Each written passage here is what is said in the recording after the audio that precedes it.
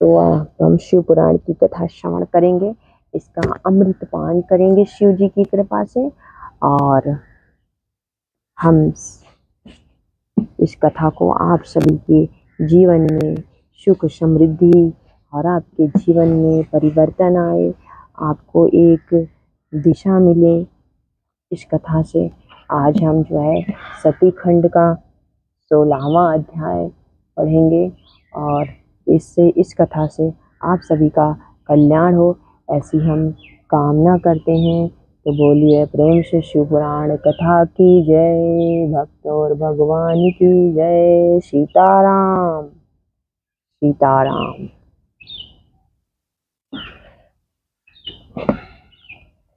रुद्र संहिता का सती खंड का हम 16वां अध्याय प्रारंभ करेंगे। हम ईश्वर से ये कामना करते हैं, ये सुंदर शब्द जिन भक्तों के कानों में पड़े उनका कल्याण हो, कल्याण हो, कल्याण हो। ऐसी हमारी निरंतर अनंत क्या कामना है, जिससे भक्तों का कल्याण हो। श्री शिवाय नमस्तुभ्यं। कथा को हम प्रारंभ करते हैं और आप इसका अमृत पान कीजिए। ब्रह्मा जी का रुद्रदेव से सती के साथ विवाह करने का अनुरोध, श्री विष्णु द्वारा अनुमोदन और श्री रुद्र की इसके लिए स्वीकृति।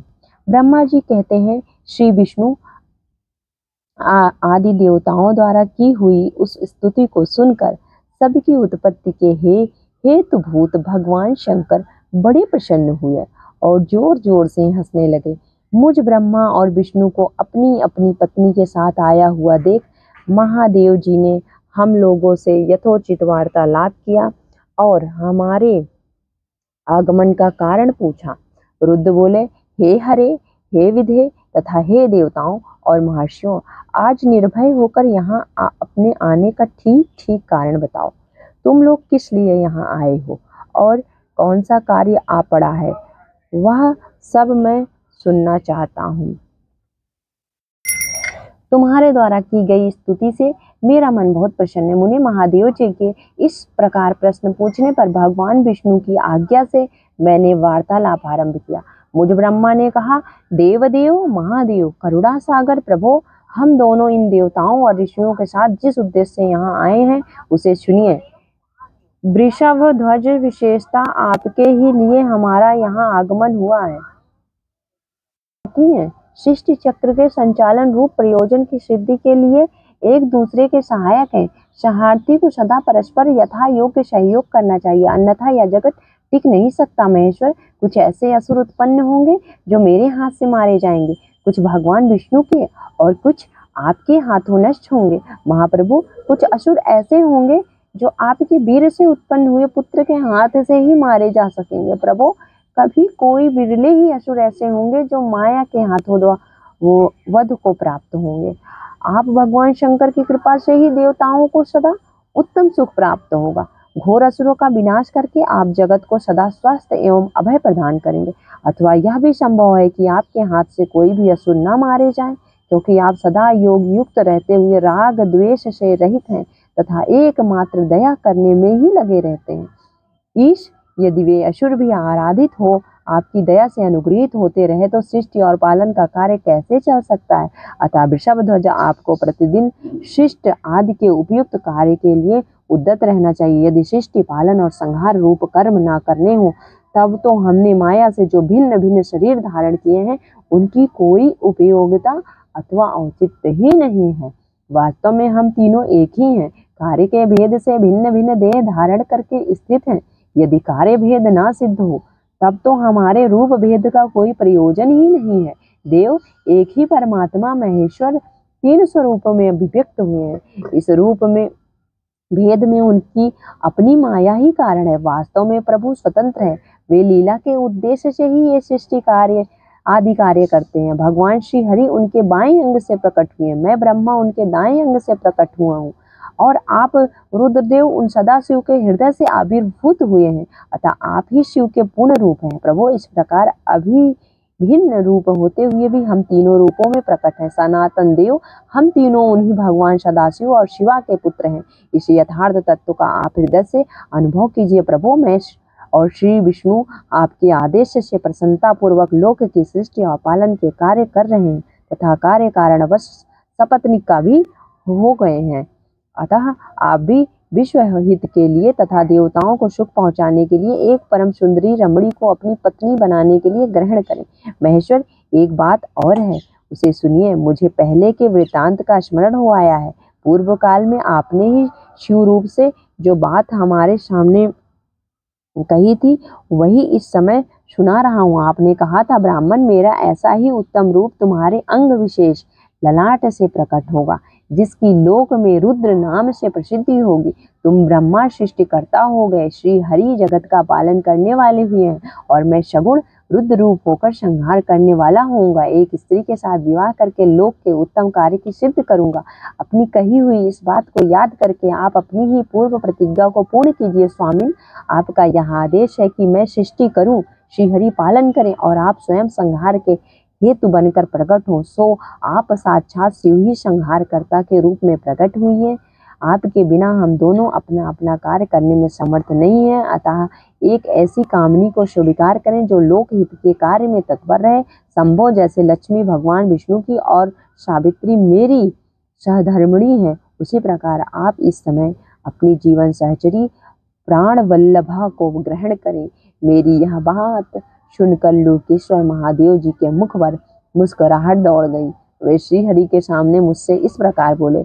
ईश्वर ने कहा, ब्राह्मण, हरे, तुम दोनों मुझे सदा ही अत्यंत प्रिय हो। तुम दोनों को देखकर मुझे बड़ा आनंद मिलता है। तुम लोग समस्त देवताओं में श्रेष्ठ तथा त्रिलोकी के स्वामी हो।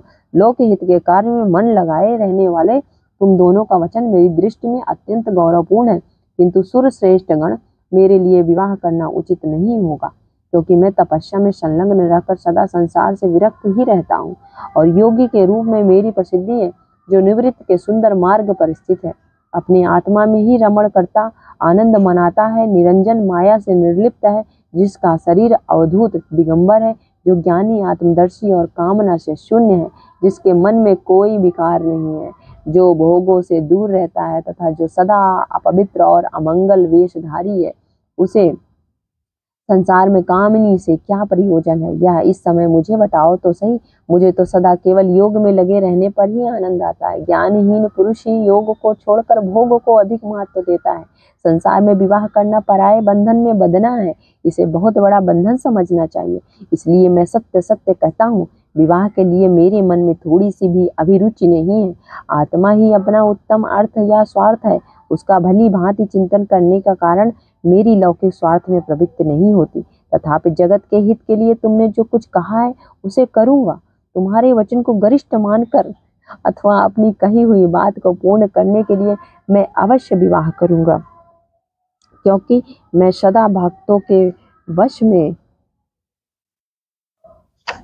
रहता हूँ, परंतु मैं जैसी नारी को प्रिय पत्नी के रूप में ग्रहण करूंगा और जैसी शर्त के साथ करूंगा उसे सुनो। हरे ब्राह्मण, मैं जो कुछ कहता हूँ वह सर्वथा उचित ही है। जो नारी मेरे तेज को विभाग पूर्वक ग्रहण कर सके, जो योगिनी तथा इच्छानुसार रूप धारण करने वाली हो, उसी को तुम पत्नी बनाने के लिए मुझे बताओ। जब मैं योग में तत्पर रहूं तब उसे भी योगिनी बनकर रहना होगा, और जब मैं कामासक्त हूँ तब उसे भी कामिनी के रूप में ही मेरे पास रहना होगा।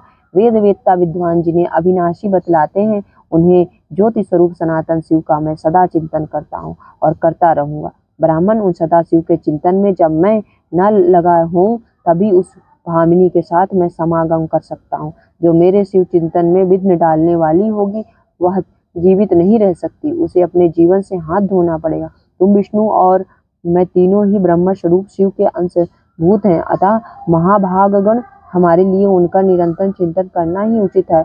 कमलासन, उनके चिंतन के लिए मैं बिना विवाह के भी रह लूंगा, किंतु उनका चिंतन छोड़कर विवाह नहीं करूंगा। अतः तुम मुझे ऐसी पत्नी प्रदान करो जो सदा मेरे कर्म के अनुकूल चल सके। ब्राह्मण, उसमें भी मेरी एक और शर्त है, उसे तुम सुनो। यदि उस स्त्री का मुझ पर और मेरे वचन पर अविश्वास होगा तो मैं उसे त्याग दूंगा। उनकी यह बात सुनकर मैंने और श्रीहरि ने मंद मुस्कान के साथ मन ही मन प्रसन्नता का अनुभव किया। फिर मैं विनम्र होकर बोला, नाथ महेश्वर प्रभु, आपने जैसी नारी की खोज आरंभ की है, वैसे ही स्त्री के विषय में मैं आपको प्रसन्नता पूर्वक कह रहा हूँ। साक्षात सदाशिव की धर्म पत्नी जो उमा है, वे ही जगत का कार्य सिद्ध करने के लिए भिन्न भिन्न रूप में प्रकट हुई है।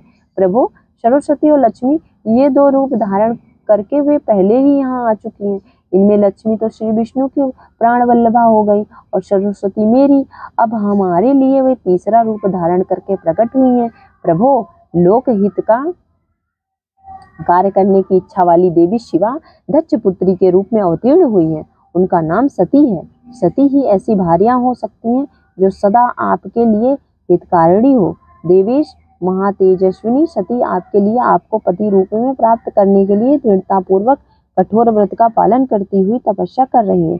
महेश्वर, आप उन्हें वर देने के लिए जाइए, कृपा कीजिए और बड़ी प्रसन्नता के साथ उन्हें उनकी तपस्या के अनुरूप वर देकर उनके साथ विवाह कीजिए। शंकर भगवान विष्णु की, मेरी तथा इन संपूर्ण देवताओं की यही इच्छा है। आप अपनी शुभ दृष्टि से हमारी इस इच्छा को पूर्ण कीजिए, जिससे हम आदर पूर्वक इस उत्सव को देख सकें। ऐसा होने से तीनों लोकों में सुख देने वाला परम मंगल होगा और सबकी सारी चिंता मिट जाएगी, इसमें संशय नहीं है। तदंतर मेरी बात समाप्त होने पर लीला विग्रह धारण करने वाले भक्त वत्सल महेश्वर से मधुसूदन अच्युत ने इसी का समर्थन किया। तब भक्त वत्सल भगवान शिव ने हंसकर कहा, बहुत अच्छा, ऐसा ही होगा। उनके ऐसा कहने पर हम दोनों उनसे आज्ञा ले अपनी पत्नी तथा देवताओं और मुनियों के साथ अत्यंत प्रसन्न हो अपने अभीष्ट स्थान को चले गए। तो इस प्रकार शिव पुराण की रुद्र संहिता का सती खंड का 16वां अध्याय शिव जी की कृपा से संपूर्ण हुआ। इसका तात्पर्य यह है कि शिव जी ने पहले ही इस बात को वरदान दे दिया, या साथ जो भी कहें, जैसे हम कहते हैं कि सती जब उन्होंने अपनी पति की आज्ञा का अवहेलना करके अपने पिता के घर गई, तो उसी के परिणाम स्वरूप जो उन्होंने कहा कि जो पत्नी मेरी आज्ञा की अवहेलना करेगी, मेरे विरुद्ध चलेगी, वो समाप्त हो जाएगी।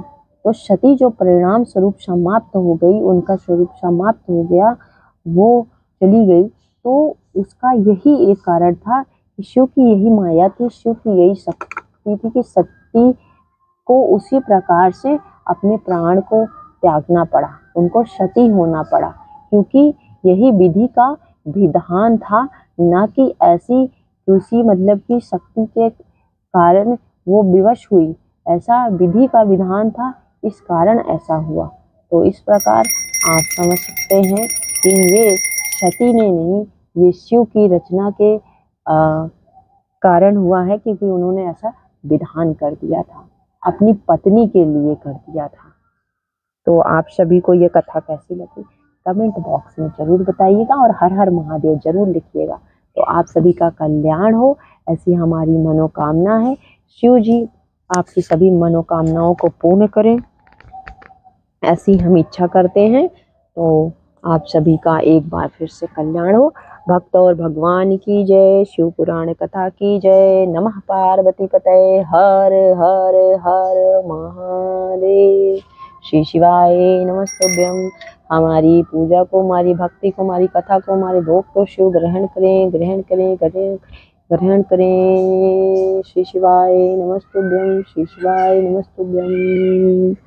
आज नारायण खुद ही आ गए थे विवाह के इस कथा में, तो ये आप सभी देख सकते हैं, इसका दर्शन, इनका दर्शन कर सकते हैं कि नारायण स्वयं आ गए कथा सुनने के लिए।